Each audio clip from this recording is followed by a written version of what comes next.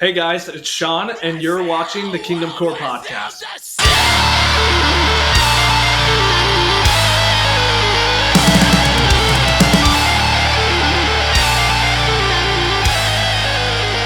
Hey guys, welcome back to the KingdomCore podcast. I'm your host, Sean. And I'm Chris. And that was World Without a Sun by O Sleeper, one of my favorite tracks off Sun of the Morning. And we have a pretty interesting episode topic for today, right, Chris? Yeah, dude, it's going to be controversial, I'm sure. I hope so. We're all for controversy over here. So this is episode 3 of the KingdomCore podcast. If you haven't listened to episode 2, we had an amazing conversation with Mike of Convictions. We actually haven't had it yet. We're filming this ahead of that, but we know it's going to be awesome. We know it's going to be awesome. It's Convictions. So if you haven't listened to that, definitely go listen to that because it will be an awesome conversation.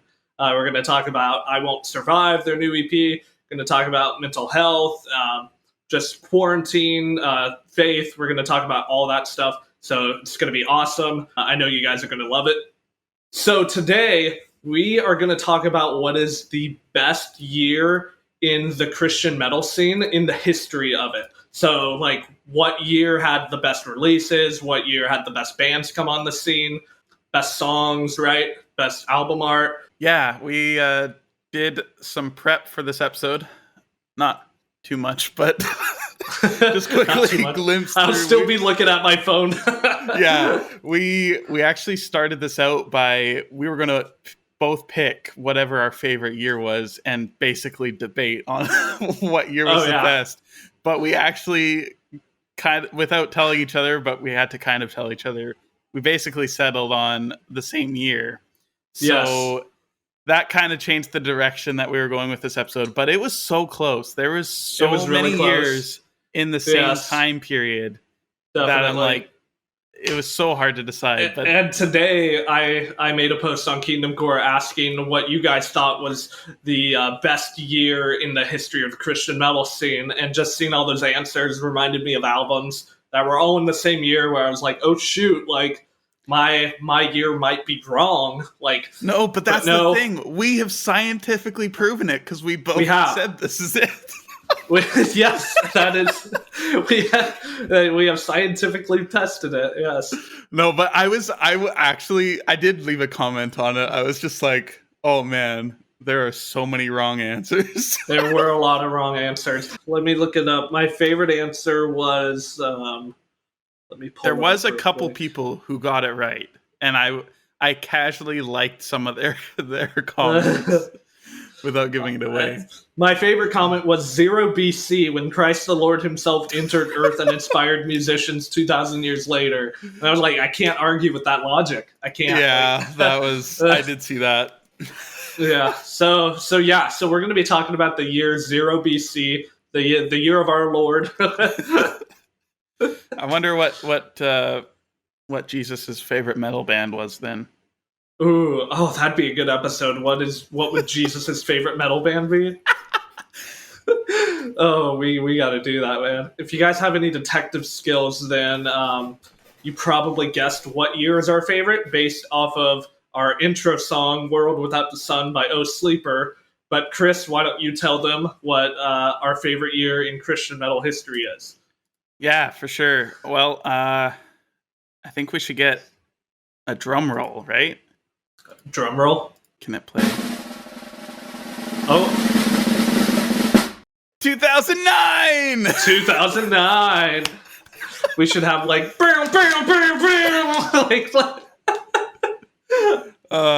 I could totally find that and have that in, I think. That would be really stupid and be great. But yeah, right, 2009. So 2009. So Chris, why 2009? Let's just ask that first.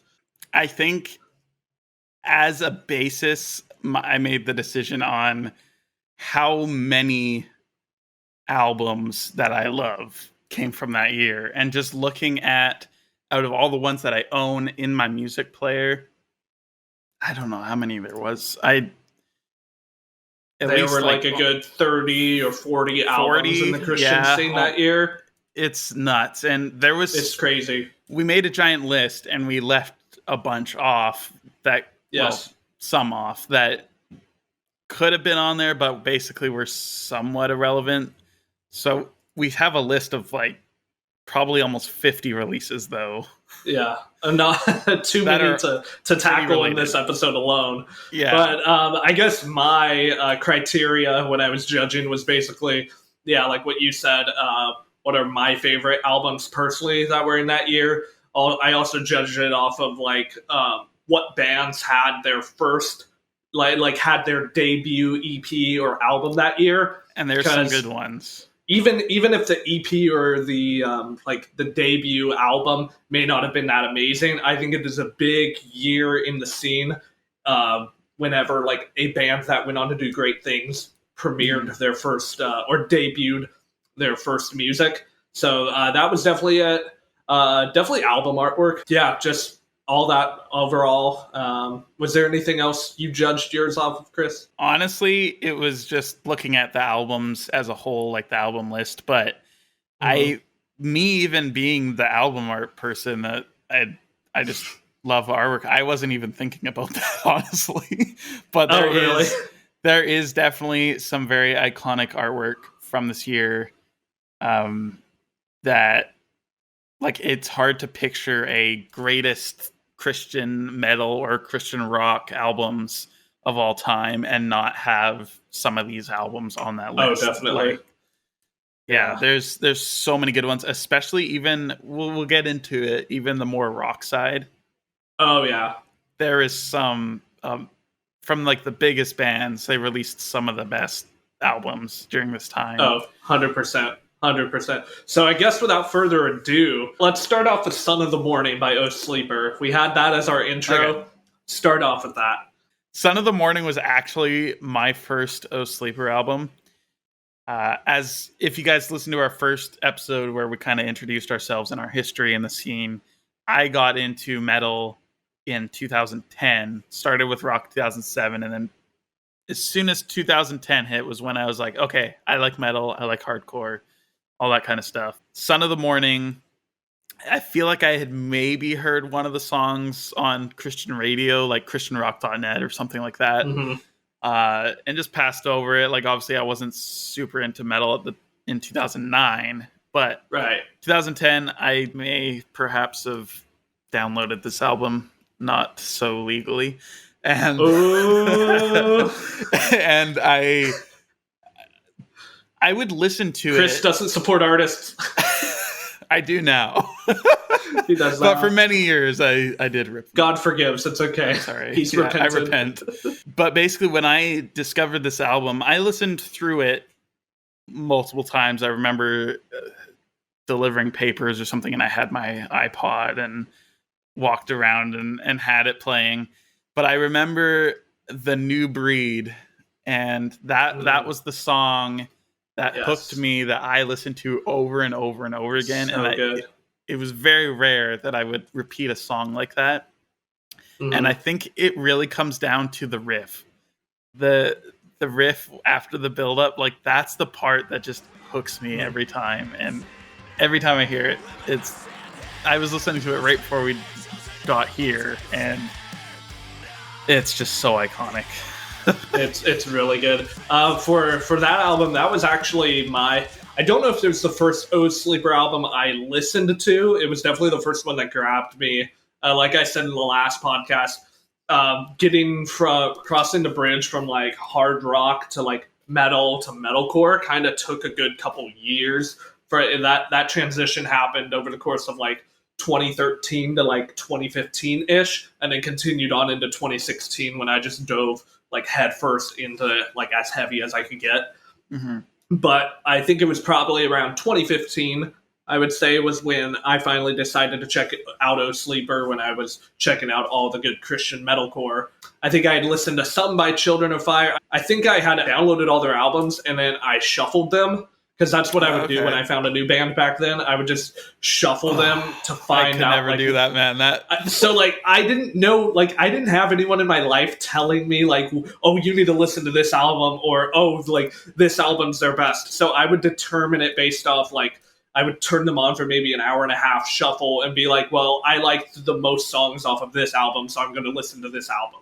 That's such an interesting way of doing it. I've never thought about that. I don't do that anymore. I only did that like back then. So I remember I was like, okay, let's listen to a full album. So I turned on Sun in the Morning, and like, yeah, the title track is really cool. And now I would probably say that's my favorite Oh Sleeper song is the title track, Sun of the Morning. But when I listened to it that first time, I can still remember where I was. I was at the gym, I was working out, and I remember when the New Breed came on, I was like, oh, this is insane. Like, I love this. Like, it just had the perfect, like, it was very melodic. It was heavy, catchy. It just, like, had all those things that hard rock had, but put into metalcore that made it so easy for me to love the transition in the sound that I was listening to. That right there, that song definitely hooked me. I think when we talk about Sun of the Morning, you got to talk about that album art, because that is one of the most iconic pieces of art in Christian metal ever, I would say. Definitely. I was going to say, like, it's so simplistic, but it's the logo, like a lot of band logos around that era, have become so iconic. Oh, and yeah, just like looking at it, like, as far as like from an art standpoint of actually like creating it, it's so minimal. But the colors, even just like the color of like the circle, it's just spot on. It's just so visually appealing. Ryan Clark just like always knocks it out of the park with his. I think Ryan Clark is probably the best. Him and Quiggle for sure. Yeah, I was gonna say Dave, but Quiggle, they're two totally different. Yeah, they're way different, and they're both like loyal to a specific label. Yeah, definitely. And so I think just the brilliance of taking the pentagram and then taking the lyrics from the finisher when he says, "I'll cut off your horns," and then just taking off the two horns on top of a pentagram, and just to show like that the devil has no power over us. Sin has no power. Death has no power over those who are in Christ. And I want that tattooed. Like, if I ever get tattoos, I definitely want that like on my forearm. I have seen several Christian metalheads with that tattoo for sure. It makes great merch. As just a quick little side note here, guess what band logo I have always wanted to get tattooed, but probably never will because people will think I'm weird. Like my family, but I've always wanted it. Demon Hunter. Oh yeah. Oh gosh. Yeah, just a big demon skull. Yeah. Oh, that would. I've always like said that if I was ever gonna get a tattoo, that was what I wanted to have tattooed on me somewhere. Oh, that's funny. Dude, those are... I've never actually met someone who had one, but you see them all the time. Those pictures online that people send in, oh my god. People get them full chest, like full back. Like, it's like, their fans are insane, and I love it. I'm here for it. Yeah. Like, I don't see many other bands getting as much dedication from their fans as Demon Hunter. For real. It's crazy. Well, to keep this conversation going, dude, how about you? What is an album that you want to talk about? What is an album I want to talk about from 2009? You know what? I was listening to these guys earlier today. I posted about them earlier today because today is August 18th, 8/18. Let's go with Roots Above and Branches Below by the Devil Wears Prada. That is... So I have forever said that Dead Throne is my favorite Devil Wears Prada album. And I would like to go out on record and say I listened to With Roots Above and Branches Below maybe a week ago. And I'm like, okay, yeah, this is definitely their best album. What? And so you changed your mind? I changed my mind because I got so into it. Okay, so part of it might be because I haven't gone to a show in almost 2 years. Mm-hmm. One of my last shows... No, it was maybe... Did you go to the 10th anniversary tour? One of my last shows... I went to the 10th anniversary tour. I got to go to the same tour, and it's very rare that I get to go to shows like that. It was so good. And I think just listening to that album and then not having been to a show in so long was making me remember how much fun I had at that show. And I think just that whole experience made me just be like, okay, I love this album so much. Whereas with Dead Throne, I've only seen a few of those played live. because I've seen Prada 3 times, I think, and they play Mammoth, you know, they play Dead Throne, but they don't really play anything else off of that. They played. I feel like they played 2 or 3 songs from that album during that tour, and I was surprised. I thought the way that I had seen people talking about that show was that they were just playing through the whole album front to back. No. And then they ended up throwing in every 3rd or 4th song they would do something else from their catalog, and I was like, yes. Oh, really? I never got to hear any of those songs live. Okay. That was my first time. Gotcha. Okay, at my show, it was really cool. They actually started off with 5 or 6 songs that weren't from With Roots Above and Branches Below. No, sorry, that is They started with that, and I thought that was really cool. And then they went in and played With Roots Above. Okay, they gapped in between the songs after that for me, but it was cool. So let's get back to the album. Why this is just so iconic. Like, whether Dead Throne or With Roots Above or even any other Prada work is your favorite, I think we could all agree that Roots is probably their most iconic album. That album art is really iconic. It was like in the heights. Song names, definitely. Assistant to the regional manager. Yep. I'm literally. We've been binging that. Like, I got my wife to finally watch it, and we are almost done season 3. Probably in the last week. Good, so good. I have been in a perpetual binge of The Office for like 5 years. So, coming up on 6 years. But anyway, the song names. I have Sassafras. I hate Big Buffering. Wiggly Style. Big Wiggly Style. You gotta love it. Des Moines. I always thought that one was funny. I love that song. So good. And then Danger Wild Man. Yeah, Danger Wild Man. And Ben so like that album was in the height of when, I'm going to say like 2004 to 2009 was the height of the scene. Like, just in general, what people refer to as the scene days, you know? Because Devil Wears Prada hit the scene in 2007, and although I wasn't into that kind of music back then, because I knew someone who was, I actually kind of knew what was going on in this scene. So I remember when Devil Wears Prada gained popularity, and I remember when With Roots Above and Branches Below came out, and I remember I was 12, 13 when that came out. I remember going into Hot Topic and listening to it and was like, oh, this is actually really cool. And I remember all the employees in there I think I walked in and they were playing it. Like, it was a big deal when that album dropped. It was huge for scene kids. It still is big. It was big enough to get a 10-year tour by guys who are clearly not scene kids anymore, you know? Yeah, no, it's funny. And the artwork is also, I don't know if it's just like the colors or the actual image itself, but there is definitely something iconic about it. I always preferred Plagues. At least I guess it's technically the reissue, the one with like all the like greens and purples and pinks, but there is definitely something iconic about this album. 100%. And sorry, if you're listening to this on streaming services, you won't see this, but for those on YouTube, I just got to show off this bad boy real quick. Yeah, for sure. Because it pairs so perfectly with that album art. Yeah, you might be able to see it. It's like, here, that's another angle. The color, though. It matches. It's like a purple, yellow, gold swirl that just matches that album art perfectly. I just had to show that off.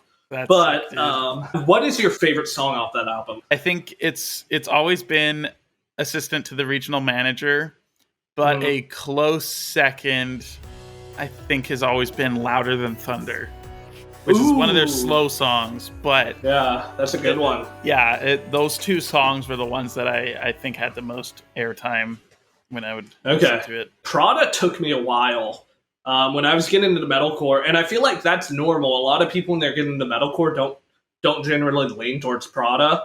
Mike Ranika's vocals are as iconic as they are and as good as they are. For someone who's just getting into metalcore, they're a little off-putting, I would say, for the most part. I think after Dead Throne, I feel like their early stuff, though, was granted, I guess I didn't listen to too much like secular metalcore from that era, but there was definitely a huge switch with his style after Dead Throne. There was, and for sure.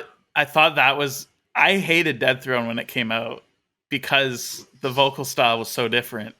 And now I look back and I'm like, oh wait, no, I actually would much prefer that. Yeah, definitely. So like for me, getting into metalcore, it was taking me forever to get into Prada. I was into like everyone else. Like I genuinely believe it wasn't until like 2016ish, potentially even 2017, until I finally got into Prada. And it was this album. And my buddy's like, well, you love like the metalcore with the catchy, clean vocals. So instead of just viewing a 30-second preview on iTunes of these guys, why don't you just like buy the album, listen to it, and if you don't like it, I will give you the money that you spent on it. And I'm like, okay, what do I have to lose?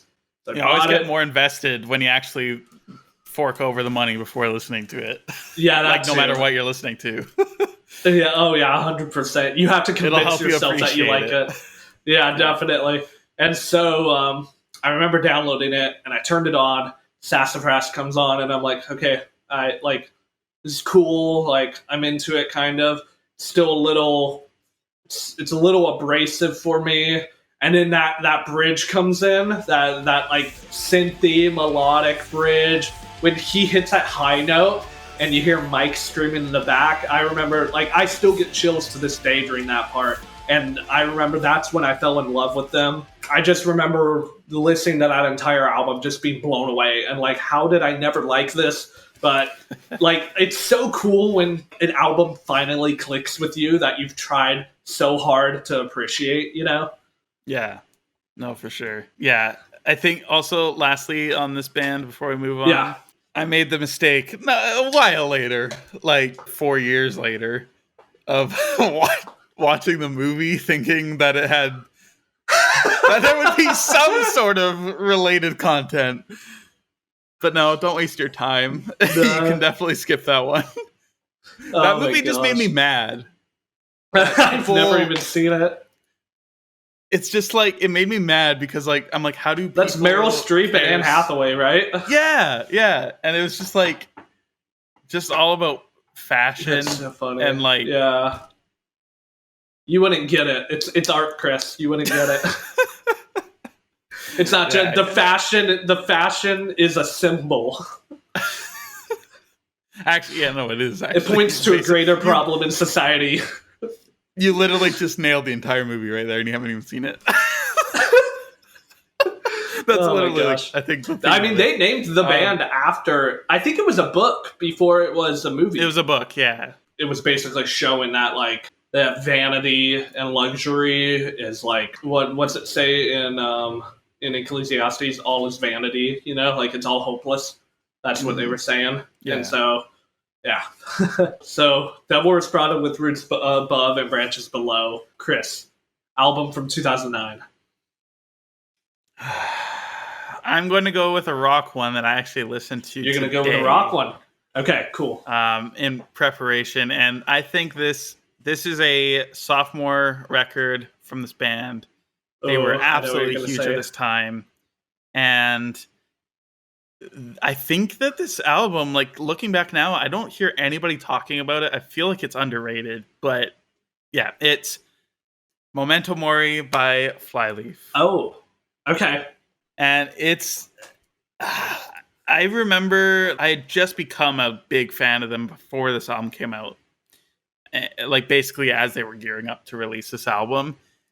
And I don't know, man, like listening to the lyrics today, this album is like actually, I think it's incredible. Like there's so many catchy parts, so many interesting and unique melodies, and just everything combined. The artwork is so random and different. The artwork is very interesting for sure. But it like, I don't know, again, like if it's just like the blend of all the colors and stuff, but I feel like it's really nostalgic and kind of iconic in my mind. I think back of 2009 rock albums, and that's one of the ones that I picture right away. And there's just so much great lyrical content throughout.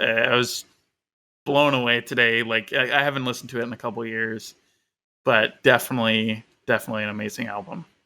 Sweet. So while we are on the rock train, there were actually quite a bit of Christian rock albums released in 2009 that I think hold up today. Let's go with Innocence and Instinct, your favorite Red album. That is like so many people.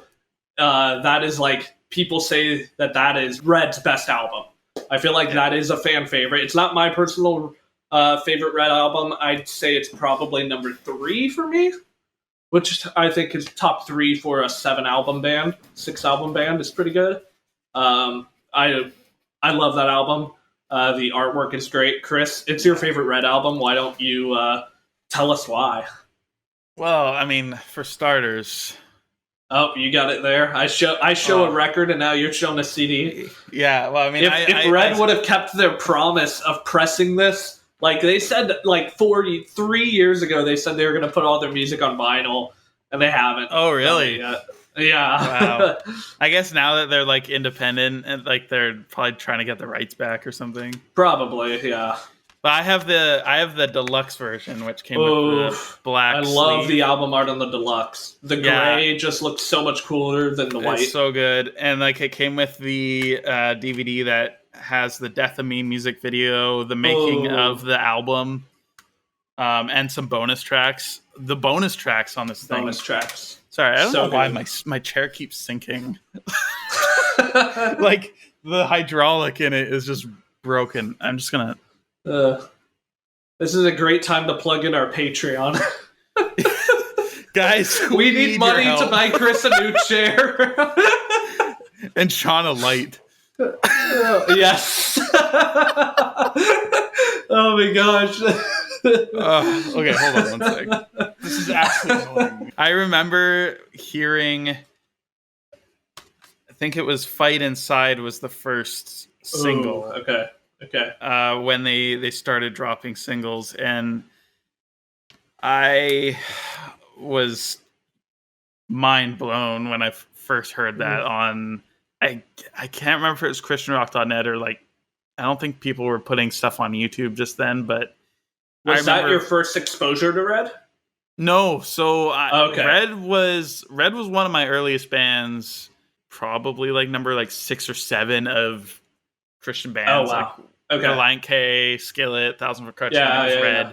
I had somebody tell me about Red and Skillet at the same time. It was the same person online. He's like, "Oh, you should check out these bands." And Breathe Into Me was my first exposure to Red. And It's still arguably their best song ever. You're probably it's definitely their most iconic. I mean, yeah, iconic. I feel like as a whole, maybe not anything matched that on Innocence and Instinct, but like Fight Inside, Death of Me.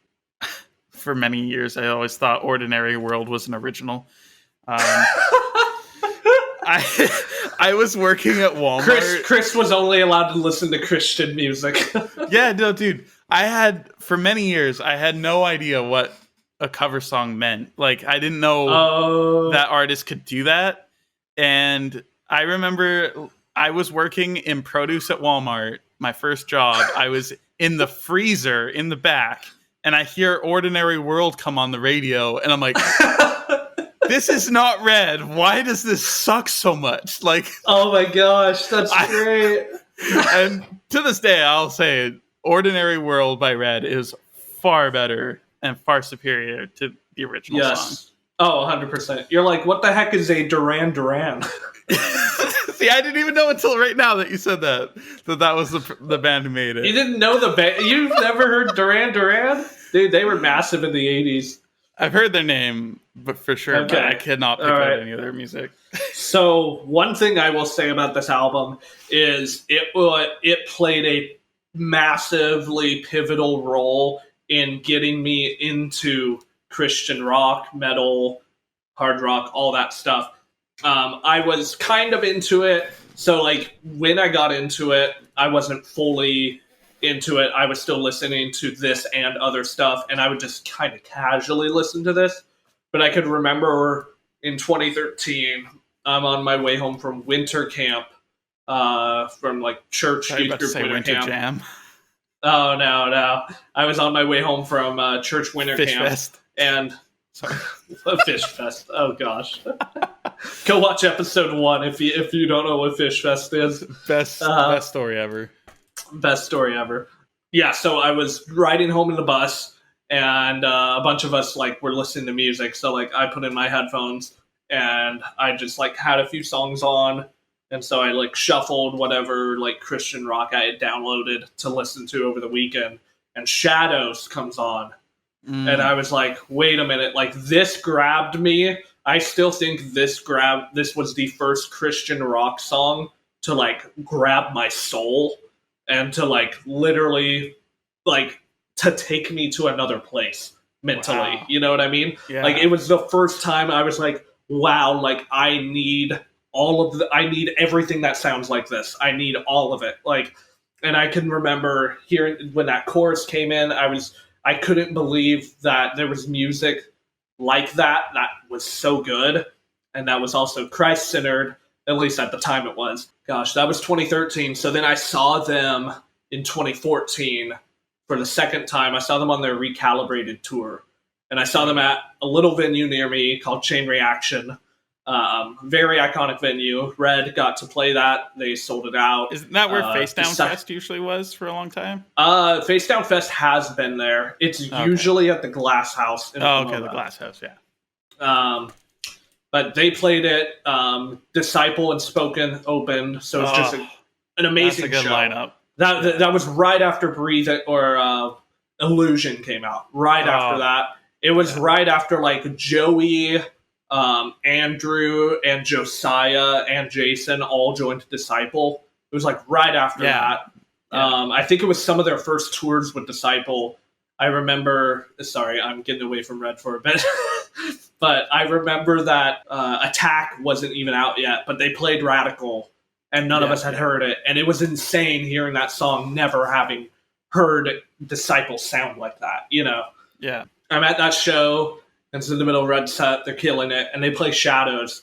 And the entire place, Chain Reaction, sold out. 350 people are jumping up and down the entire song. You can hear the crowd louder than the band. Like, not just you could hear us louder than Michael, like you could literally hear us louder than the music. And that was like, I think that was my second or third show ever. So that moment has always just stuck in my memory, going back full circle from that was the song that led me to even wanting to see Red live. And then for that song to just be the best song of the night and to be like that cool, and for me to feel like it was the first time I ever felt like I was a part of something bigger than myself. And that's what the Christian rock and metal scene is. And that's when I was like, I want this. Like this is the most fun I've ever had in my life. This is the most, this is the biggest feeling of belonging I've ever felt. And so just that right there is why I love this album so much. Just one song is all it takes for me to love this album so much. Yeah, it's so good. And again, I feel like 2009 was almost like the year of the sophomore records that actually landed well. Oh, 100%. There's so many in here. What else? I mean, we've got Crash by Decipher Down. That's an iconic Christian rock album. I don't think anyone is arguing. Sons of Thunder by Sleeping Giant. Oh, yeah. Oh, my gosh. It was. Was Depravity by A Plea for Purging, is that their second album? I think it's their second full length. They had an EP, then their first album, A Critique of Mind or whatever, and then Depravity. And Oh Sleeper, like we've already talked about. Oh Sleeper, definitely. Yeah, Flyleaf. So many. Flyleaf, yeah. There's so many good ones here. Oh, even Gwen Stacy, Advent. Yeah. Those were all sophomores. Inhale, Exhale, I think, as well. If I'm not mistaken, that was their second one. That was their second. So many sophomore albums that year. Yeah. The Almost. Monster by the Almost. That was his second album. Okay. Love that album. I got it behind me here. Gotcha. Hey everyone, Chris here. I just wanted to take a break here and let you guys know of a couple cool things that we're doing here. We joked about it just a little bit ago in the podcast, but we actually have set up a Patreon page. Time that we recorded it, we hadn't, but this is a few weeks later and just before this goes live. Links will be in the description below, but you can go to patreon.com/KingdomCore podcast and you can actually see all the tiers that you guys can help out financially if you want to support the podcast and what we're doing. Basically, all of the money will go towards the podcast and making it a better experience for you guys. We have a couple technical things that we want to upgrade and invest in, and your guys' money will help go to support that. And in the long run, we will have a better podcast. There's a $1 tier if you really just want to give $1 as a thank you. We have a $5, $10, $20 tiers that have really cool perks, like getting your names at the end of a podcast, kind of in a credit scroll. If you do the $20 option, you guys will actually have the opportunity to voice over and be part of the outro of the podcast, and you can share one of your favorite bands or albums. We don't have this spot completely finalized yet, but we will have like a script to kind of read off of for some info. We will have a couple higher tiers if you want to purchase an ad spot for your band or brand, and more details will be coming on that in the near future, so stay tuned on the Patreon page for that. Also, I just want to let you guys know this coming Friday, September 10th,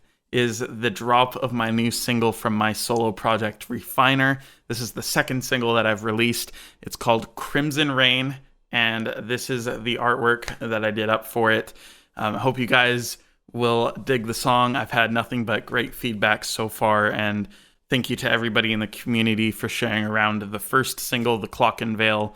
That has completely blown my expectations for how this project was going to start and do compared to my previous work. Thank you all for your love and support. I really can't wait to drop this one here on my YouTube channel, youtube.com/fortherock. Come and check it out. It'll be dropping on Friday, as well as on all streaming services, Spotify, Apple Music, all the typical ones that you can think of. Without further ado, I want to give you guys a quick little snippet of the song, and we will head back into the podcast. Thank you so much.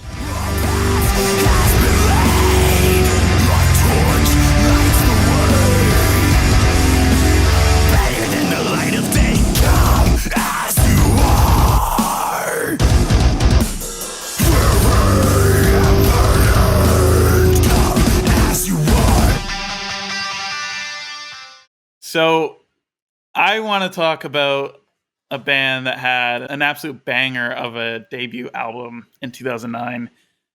Little band that some of you guys might know called Nine Lashes. They released their debut album, Escape. It is absolutely amazing. Their song, Words of Red, was the very first song. I do know that song.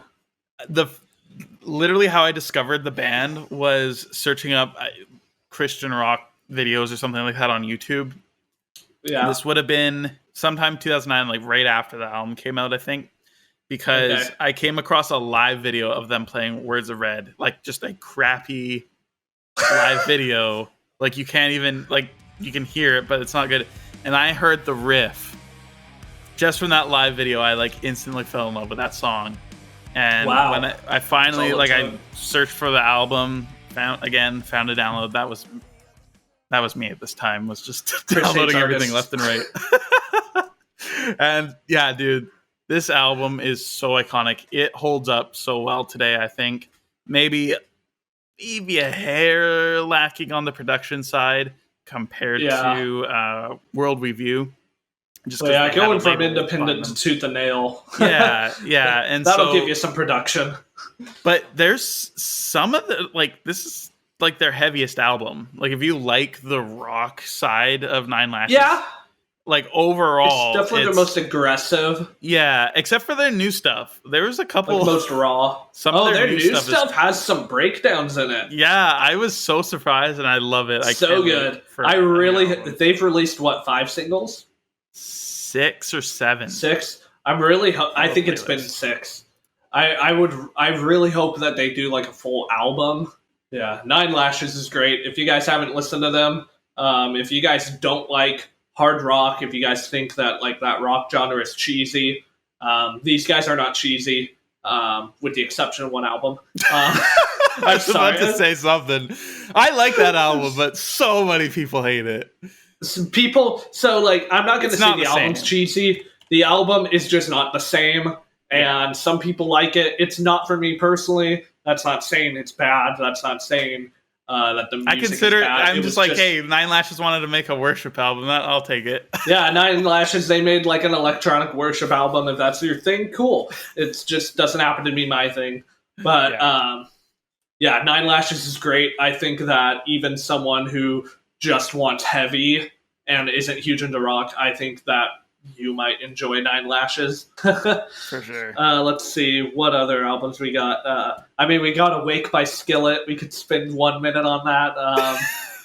A lot of people were disappointed by Awake because Comatose being their best album. Yeah. I will die on that hill. I will die on the hill that Comatose is their best album. Definitely, I agree. And that was the thing. Skillet, Red, TFK, Pillar, those were all my early rock bands. But Skillet, from the years 2007, at some point after I got into them, to 2010, I guess, maybe 2011, I said Skillet was my favorite band. Like, they were my favorite band for so long. That was me from like 2012 to 13. Yeah, and I was so disappointed with Awake as a whole. I really like Monster, Hero, Awake and Alive. Like, those songs are so good, but I felt like there were so many slow songs, and I'm just like, this is boring. Like, I hate it. Yeah, part of like how it contributes to 2009 being the greatest is because you can fact check me on this. I'm not sure if this is still true, but I'm pretty sure Monster is either the most downloaded or the most streamed Christian song of the 21st century. Wow. Okay. It's either I think it's the most streamed Christian song. Dude, you're not getting Chris Tomlin with like 100 million streams on a song, as popular as he is, you know? I was playing Counter-Strike back in the day. Oh, gosh. For anybody who knows what that game is. And I would be like on a random side server where people could like play music in the server.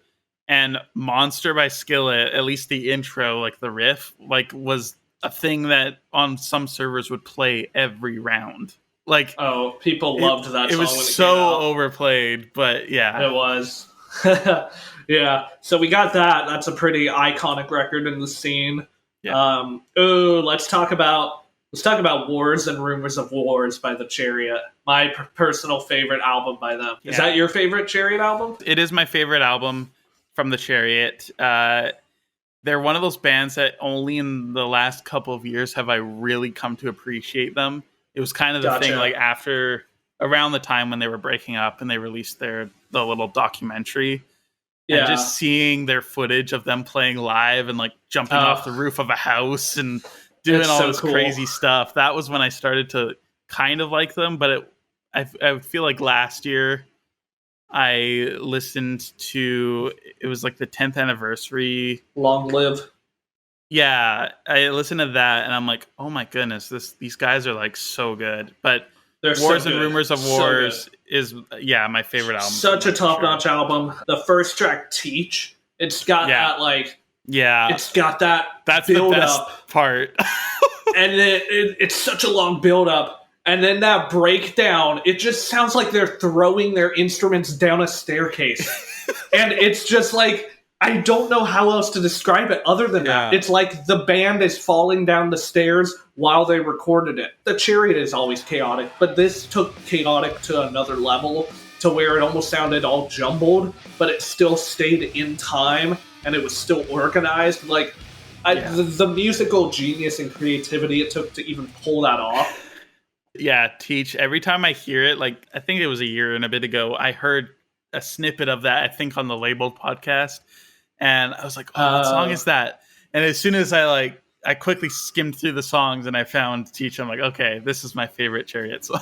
Like, definitely my favorite Chariot song. So good. we're intentionally leaving probably the biggest album out till the very end. Just so you guys know. Yeah. Chris already knows what I mean. We didn't talk about this, but I think I know what you're meaning. I'm pretty sure. You know what I'm meaning. Philmont with their debut album. Ooh, Philmont. Guys, nobody knows it. Well, like, it doesn't seem nobody knows Philmont. Knows yeah. Look up Philmont Attention.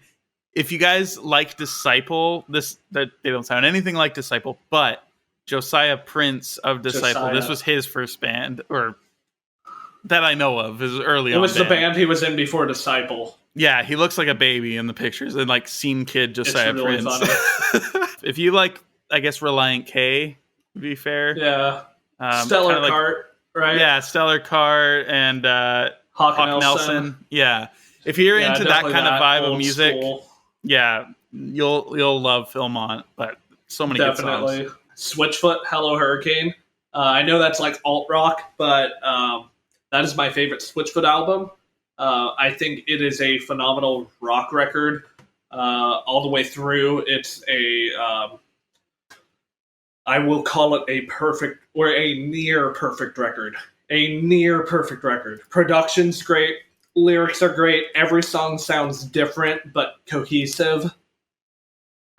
And I think that is just the height of Switchfoot right there. Okay. Mess of Me. I remember when they would play that live when I saw them at Creation Fest in 2010 and 2011. Loved Mess of Me. Probably one of my favorites. The sound is great. Like, the sound is like, I mean, that's got like a really like good, like hard alt edge to it. Yeah. Like that's a banger. Like, yeah. I'm not going to call it heavy, but it's a rockin' song. And I'm pretty sure so those two songs are definitely my favorites. And then I think the title track, Hello Hurricane. Hello Hurricane is such a good song. Yeah. Oh, dude, one we left off real quick, if we're talking about alternative, is The Outsiders by Need to Breathe. Oh, okay. I don't post about Need to Breathe. I love Need to Breathe. But while we're on the topic of Switchfoot, I'll just throw that in there real quick. Yeah, for sure. I'm just going to list a few that are honorable mentions. I mean, we got The Servant by Impending Doom. Like, 2009's insane. Yeah, 2009 Face Down Records. Oh my gosh. Here, just listen to Face Down. They got The Servant, Sons of Thunder by Sleeping Giant, Portraits by For Today, Depravity by A Plea for Purging. Mind you, all four of those are... people would probably put them in their like big four of Face Down, at least for that year. And those were all of their sophomore albums.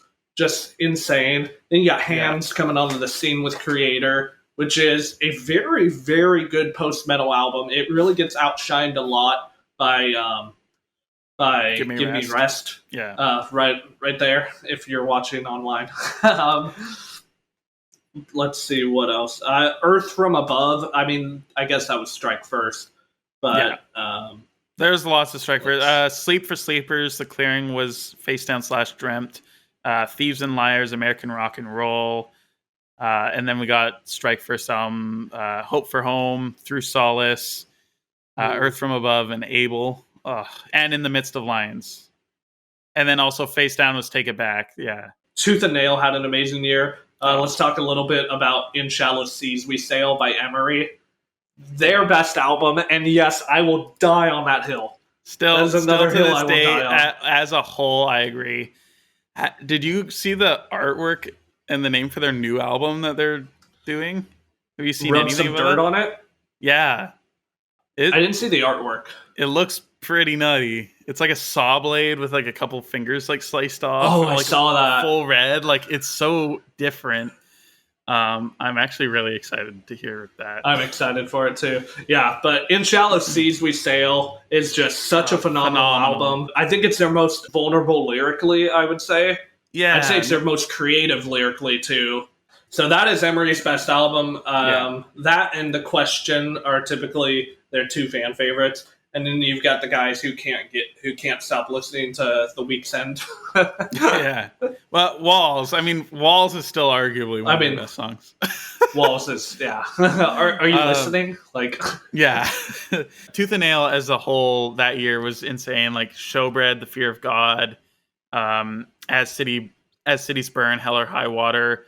The Almost with Monster is my favorite. A lot of experimenting. Like, a lot of those albums were more like, I feel like 2009, a lot of bands did a change in their sound. And especially with Falling Up, that was arguably their demise of being a signed band. But looking back now, I absolutely love that album. But at the time, it was just so different and weird, and I think that's why it didn't sell. And then they went independent and actually brought their career back from being independent. And they made like 8 more albums. I alluded to it in the beginning where I talked about bands who had their first album or their first EP, and while it might not have been the greatest production or the greatest quality, which I'm not saying that about this particular one, it's an important year if a band that is really important to the scene made its debut that year. In 2009, we have Phinehas with the Phinehas EP, their very first EP, their very first like publicly released music through like a label. I know they had like an EP before that not even the band members have. And I just found out about this like last week. Someone like posted a photo of it on Facebook, and Phinehas commented on it and said, "Yo, like we don't even have this. Can you send this to us?" I was able to find like really like shoddy concert footage of them playing those songs back in like 2007 at their college. Yeah, it really insane. Like they still shred. Back to the Phinehas EP. Phinehas is far and away one of the best Christian metal bands in the scene today. I don't think anyone is arguing that. They have their new album coming out just about a week from tomorrow from when we recorded this. Oh, man, I can't believe it's already... And by the time this comes out, I mean, it actually might already be out. It might already be out, definitely. What is it? August 27th? August 27th, yeah. Yeah, August 27th, guys. Go listen to the new Phinehas album. It's gonna 100%. slay. I feel like the Phinehas EP is almost a cherry on top to 2009, because even without that, like it's still probably the craziest year. But then to have a band like as amazing and as incredible as Phinehas is to make their debut and to come into the scene that year is just like, for sure. It just, you know. And it's crazy because all of this stuff is leading up to, we're saying 2009 is the greatest year overall of everything in Christian rock and metal. But I feel like it's leading up to 2010 and 2011, which were also crazy years. Oh yeah, and I think it would be, I would almost say 2000, maybe end of 2010, beginning of 2011, somewhere in there is kind of like the peak of the scene, like peak popularity, I'd agree. Peak quality, like everything. But 2009, I don't know, like it's before that, but somehow better. It's where all the meat is. I feel like most of these albums held up more than what was released in 2010 and 2011. Not to say that stuff didn't hold up. I just felt like there were more hard hitters in, and except more for Today. influence. For Today still got better. That's fair. That's fair. People will crucify you if you tell them that they got better after Breaker and Portraits. But I agree. I think they did. I think For Today would agree. Yeah, Maddie and I are best friends, so. Okay, you got to interview him once. I'm sorry. I'm kidding. That sounded a lot less arrogant in my head. That was good. I really look forward to the day. Hopefully we have Maddie on the podcast here. Oh, that would be really cool. That would be a lot of cool. That would be a lot of fun. Cool, yep. That would be a lot of cool. So all that, there's so many good albums. It's a culmination of just like all these heavy hitters in the scene, bands that went on to influence the secular scene too. and I think none more than what we have right now. Would you like to do the honors, Chris? For sure. Oh, we got another drum roll. Constellations by August Burns Red. Wow, that CD is very scratched up. Yes. But this is what it features some of the most iconic songs in the Christian metal scene of all time. 100%. I would even say in just the metalcore scene. Yeah, and obviously based off the way we started the first episode, where we could have where Whitewashed again. Yeah.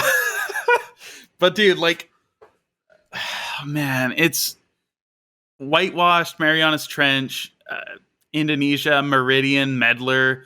Those are my favorite songs, but literally every other song is amazing. The Escape Artist is so good. Let's talk about Paradox. That breakdown section in Paradox towards the beginning, I remember when I saw them on the Constellations 10th anniversary tour, and I was punched in the face by that breakdown live. That was just insane. Rationalist was always the song that I was just about, and then I saw it live and I'm like, oh, okay, that's insane. Yeah. But that album, I mean, while it's not my personal favorite ABR record, Team Messengers, right. Messengers or Die. Messengers or Die. I'll die then. You'll die? Okay. All right, this has been episode 3 of the KingdomCore podcast. Chris is out. Chris is in a better place. I'm in the Constellations. Oh my gosh. I'm sorry. Pastor Rob is going to be the only listener laughing at that. Hey, I gotta practice early from the dad jokes, Yeah. You've been 10 months married and you've already started. Yeah, Messengers or Die. So while this isn't my favorite ABR record, it's also not my number 2 favorite ABR record. What? Okay, it's number 3 only because number 1 and 2 are tied for number 1. Okay, so wait, what? It's Rescue and Restore and Messengers have both had equally massive impacts on my life, but for 2 different reasons that I can't pick one over the other. So they are simultaneously my 3rd favorite metal albums of all time. Constellations is number 2 or 3 if you however you count it. Yeah, I feel like the album is probably renowned as ABR's most popular album, I would say. Yeah. I think it's what really broke them into definitely the mainstream. 100%. I remember they said that because they're doing all the different 10th anniversary tours, and I remember them saying they looked forward to playing Constellations again all the way through the most out of any of their albums. Oh, funny enough, that was the only other big giant tour I've gone to from one of these bands was 10th anniversary of Constellations, and then 10th anniversary of with such a good show. Yeah. I think that album art is really iconic as well. ABR always has iconic album art. I think just their logo, just the titling typeface. Yeah. The titling. It's so iconic. There is that awkward time that Advent copied it. Yeah. It literally looks like an August Burns Red album. It does. I thought it was an ABR album when I saw it for the first time. Favorite song off of Constellations? I have to go with Whitewashed. I know it's probably overdone, but Whitewashed is, I would even say arguably that's my favorite August Burns Red song. Oh, okay. Period. I think. Period. Obviously, there's some that are really close, obviously, but Whitewashed was the song that got me into August Burns Red. It was the song, just that whole opening riff section, like the first minute or whatever, that on repeat. I remember showing one of my teachers in high school during lunch hour. We were in a classroom hanging out. That's a cool teacher. Friends. Yeah, and I played that, and he was like, "Yeah, this is pretty good." Yeah, that's hilarious. That section, flawless. What about you? Favorite song? My favorite song. It's tough because I've had different favorites at different times. I can remember when I first got into ABR, I did the same thing as I said earlier, where I just shuffled their entire discography because I didn't know where to start. And I remember anytime a song came on off of Constellations, I was like, I love this so much. I remember Escape Artist being the first song off that album to really grab me, get a hold of my attention, and pull me in. And then, obviously, Whitewashed. But, sorry, Mariana's Trench is just... Yeah. That is the most, like, beautiful, like, soft to heavy metal song ever. That intro is just so gorgeous. It's captivating. It pulls you in. And then I think part of the reason the song hits so hard is because of the stark contrast between the two. Yeah. And it comes out of nowhere, too. When it comes in heavy. And, I don't know, the whole song is just... It's incredible live. It's got so much emotion to it. You can really hear Jake's passion in his vocals on that song. I love the sinking ship metaphor. I'm a sucker. No, for sure. I'm a sucker for like sinking ship metaphors. The waves crashing over me. Yes, we can talk about Atlas into the sea another time because I love that. But overall, 2009 is the best year in Christian metal history in terms of just releases alone. It's scientifically proven now that we've talked about it. Scientifically proven. You cannot argue it. Otherwise, you're wrong. Yes. Just kidding. All right, guys. That brings us to the end of yet another episode of the KingdomCore podcast. We want to thank you guys so much for watching and all the support so far. It's been insane. It's been crazy. Our first album, gosh. Our first episode. We're recording an album, guys. We're recording an album, yes. Oh my gosh. Just called it's vocal. It's just Chris singing For All Eternity. No. Don't look that up. Don't look it up. Yes, if so, all I wanted to say was we genuinely appreciate your guys' support, listening to it, sharing it with your friends, all the feedback. We received countless messages of just how much fun you guys had listening to it, how it impacted you guys, which is amazing. Praise awesome the Lord. That's exactly what we want. Not that we're into numbers or anything, but I think it is crazy that just on episode 1, when we really didn't know what we were doing or getting ourselves into, we got number 4 in the heavy music genre on Apple Podcasts. Yeah. Number 4 for like, we've never done like a real podcast before. This is like, it's insane. So like, it'd be so cool to keep that momentum up there. Like we were up there with like other people that like I look up to in the scene. We were on the list with lead singer Syndrome from Shane Toll of Silverstein. That's a huge podcast. I mean, the fact we were 3 spaces below him. Like, that was just insane to see KingdomCore next to Shane Told. Like, unreal. So thank you guys. Like, that, it really means so much. Like we want to say at the end of every episode, if you guys are going through stuff, if you guys need help, any prayer, encouragement, feel free to always hit us up. You can hit me up on Instagram at kingdom.core. You can hit up Chris on his YouTube channel at For The Rock, or on his Instagram at for.the.rock. And I'm gonna say that every episode, man. Oh yeah, it's good. I like it. It's so hard to remember where to say the dot. Yeah, no, perfect, dude. Yeah, we'll have links below in the description for this on YouTube for sure. Yeah, and where you can stream it on all your different platforms. So if one day you 100% like watching it, you can stream it on Spotify or Apple, or there's a number of other platforms as well. Also, guys, lastly, just before we get going, we want to beg for money from you. Sow a seed, and the Lord will return it tenfold. We're going Kenneth Copeland here. Creflo Dollar.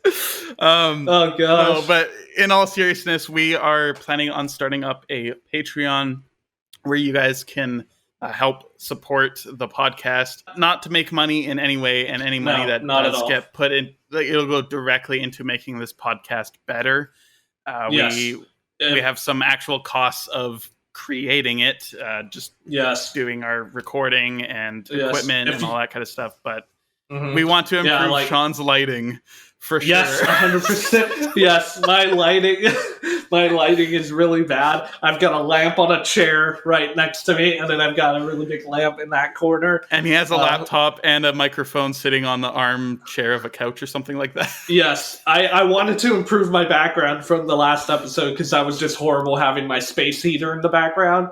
I'm sorry, guys. I just got married, and I live in a tiny one-bedroom apartment, so I'm doing the best I can with what I've got. Sure. In all seriousness, I would hate to ask for money. I would hate to say, I would hate to make money from this, like personally, like whatever, and we promise this, 100% of what you guys donate to our Patreon, if you feel so called to, goes back into this podcast in one way or another. Whether it's covering the cost of the software we use to film this, whether it be to get a better microphone, a better camera, I don't know, to invest back into this podcast for what you guys want. We haven't come up with, at time of recording this, we haven't come up with the perks yet, but we don't want to give exclusive content because we don't want people to feel like they have to pay to get the full KingdomCore experience. So instead, we want to gift you guys with like interactive, being a part of KingdomCore. So we've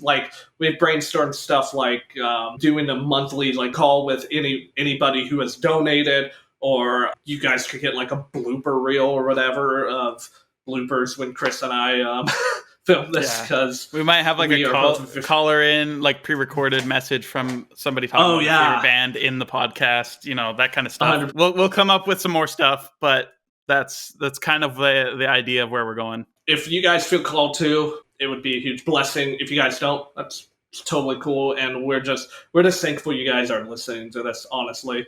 Like, I have no clue how, we had probably 600 unique listeners for our last episode, or for the first episode. I don't know how, and it was an average of like an hour listened to for each person. I don't know how you guys did it, but thank you guys, really. It means a lot. That is everything for this episode. Thank you guys so much for watching. It is absolutely incredible. Yeah. And we will see you again soon. And stay tuned for more artist interviews. That is going to be the main bulk of the podcast. So 100%. Stay on the lookout for that in the near future. All right. We love you guys. Love you guys. See you soon. Peace. God bless. Thank you.